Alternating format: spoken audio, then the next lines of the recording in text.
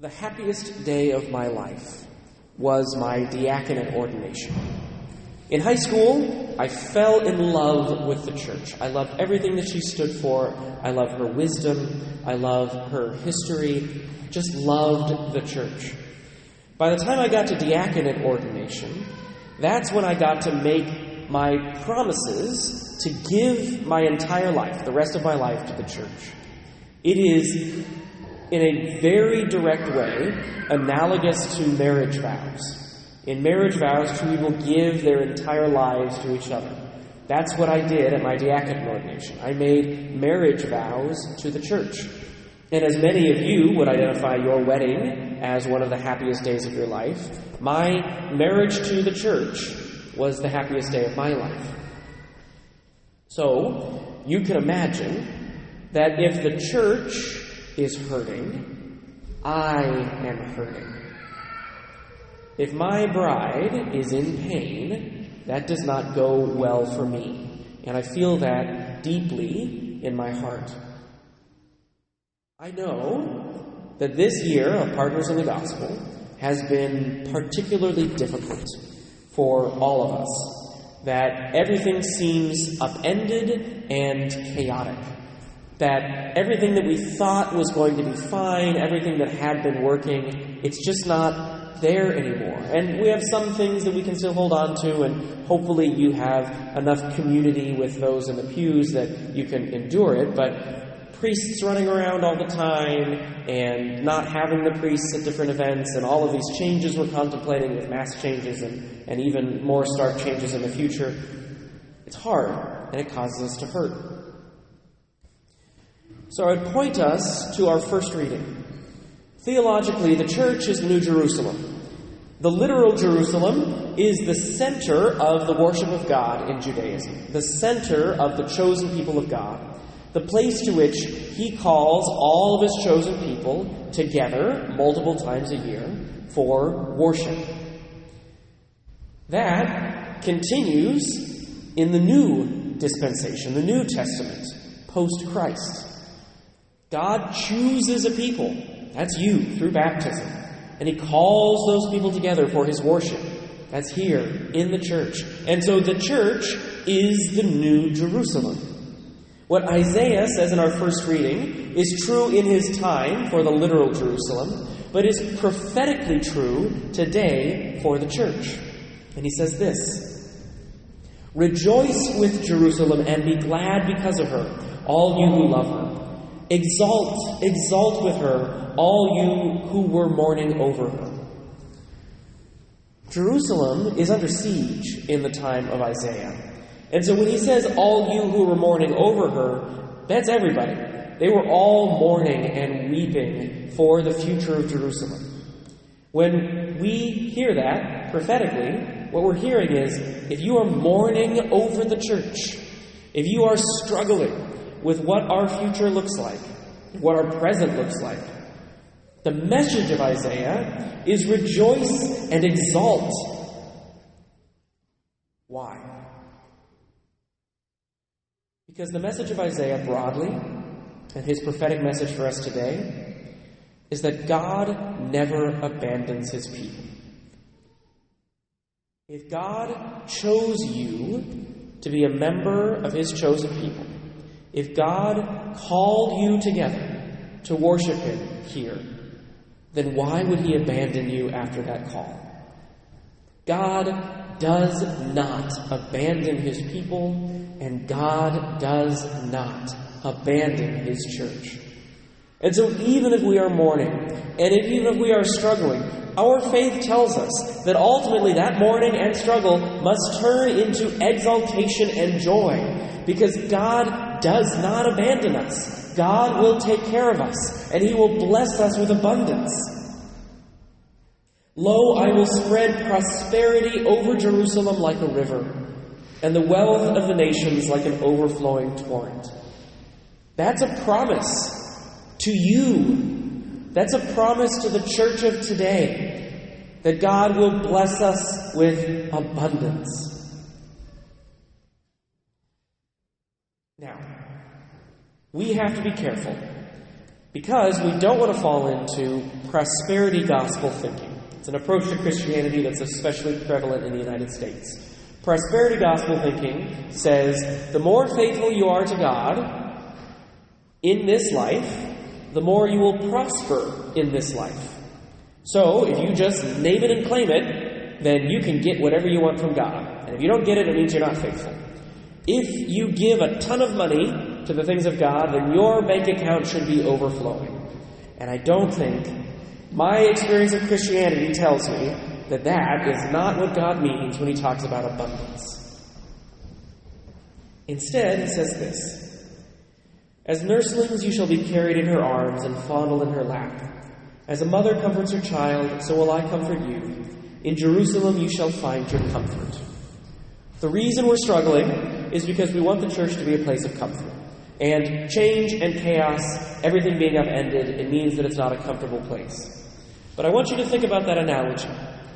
When I think about my own mother and being comforted by my own mother, the deepest moments of comfort came when I was most struggling. They came when I was a little child, when I skinned my knee. Or they would come in middle school and high school when I was having emotional difficulties or an emotional crisis.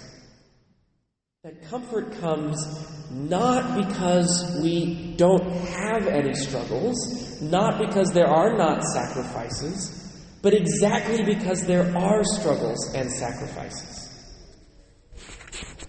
St. Paul, in our second reading, says that he's never going to boast except in the cross of our Lord Jesus Christ.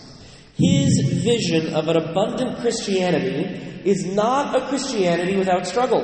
And it is not a Christianity without sacrifice, but it is instead a Christianity that flows directly from the sacrifice of Jesus Christ. Now, I want you to contextualize the statement from St. Paul.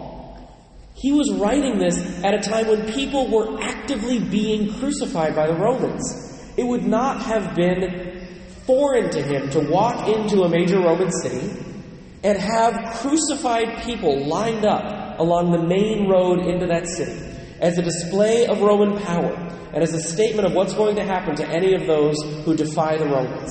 That is a terrifying thing to have to see on a regular basis. And yet he is boasting in his own potential crucifixion, his analogous crucifixion through his different stonings and struggles, and he is boasting in the actual crucifixion of Jesus Christ.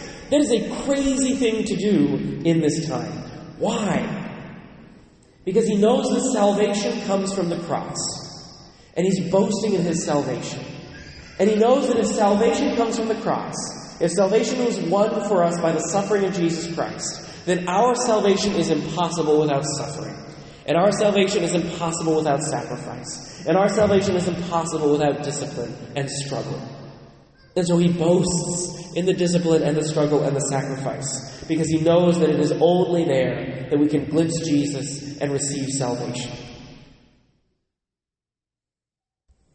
So what does it mean? What does it mean for God to bless his church with abundance? I, as the pastor, would love that to mean a full bank account, or full pews, or programs that we just don't even have enough space for all the people who are registering. I dream about that all the time. But when the rubber hits the road, I don't believe that that's what God means when he says that he is going to pour abundance on Jerusalem, on the church, like a river. It is about saints, not about numbers. Meaning a flourishing church is a church full of people who are dedicated to the sacrifice of Jesus Christ, who by the grace of God are able to live that sacrifice out in their own lives and their own communities. When I'm sick, I think a lot about sacrifice. But I'm particularly inspired by parents when I'm sick. Because when I'm sick, all I want to do is curl up in my bed and die. That's all I want. And then I think of all of the parents that I see on a regular basis, and how when they're sick, they don't have that option. They still have to feed their children and get them ready for school or church. They still have to make sure the family is taken care of. That's an incredible sacrifice. I don't want to undercut the beauty of that sacrifice. That's the kind of thing we're talking about.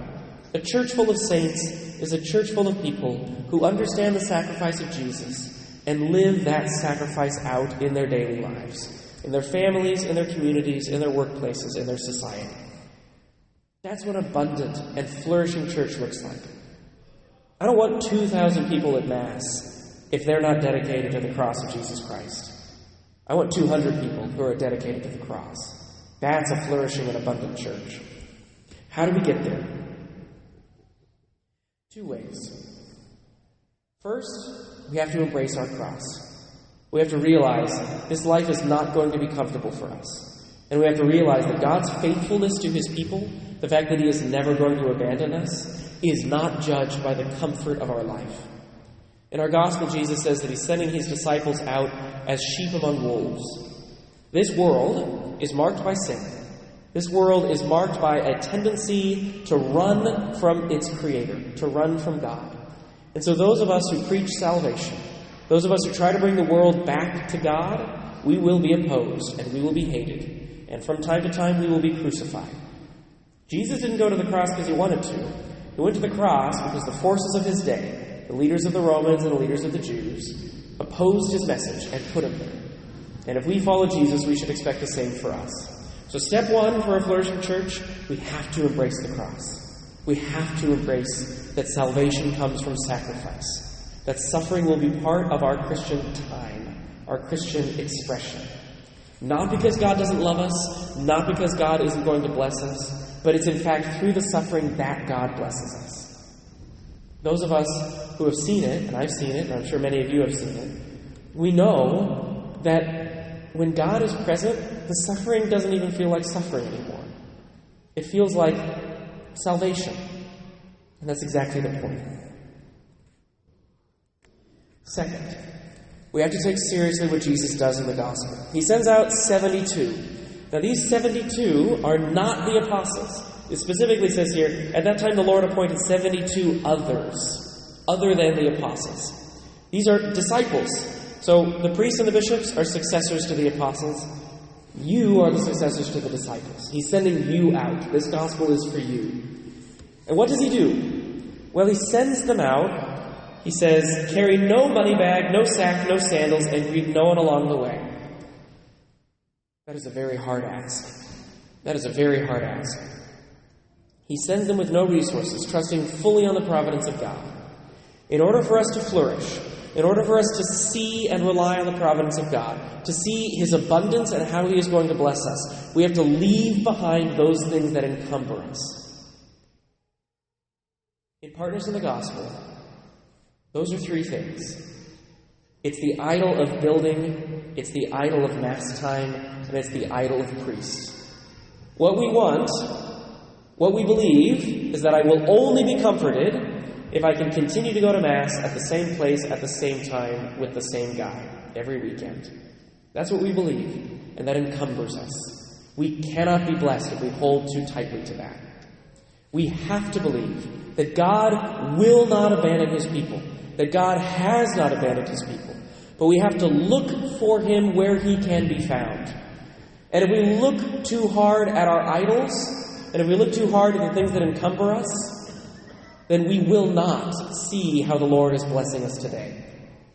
We have to leave it behind so that we are free, so that we are open, we are fully dependent on God, and we allow Him to bless us as He sees fit.